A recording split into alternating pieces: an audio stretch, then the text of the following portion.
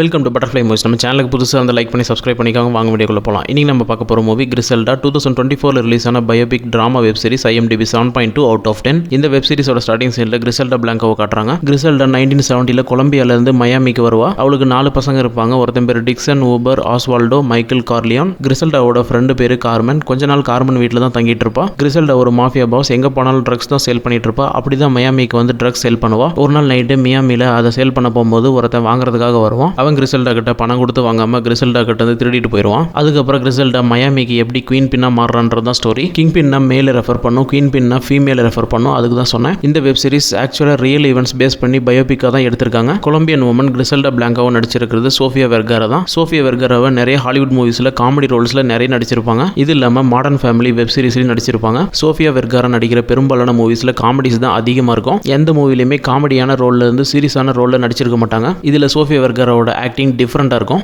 இந்த கிரிசெல்டா வெப் சீரிஸ்ல டோட்டலா 6 எபிசோட்ஸ் இருக்கு. ஒவ்வொரு எபிசோட்ஸும் 44 மினிட்ஸ் ரன் ஆகுது. இங்கிலீஷ் அண்ட் ஹிந்தியில் அவைலபிளா இருக்கு. மறக்காம செக் பண்ணி பாருங்க. தேங்க்யூ.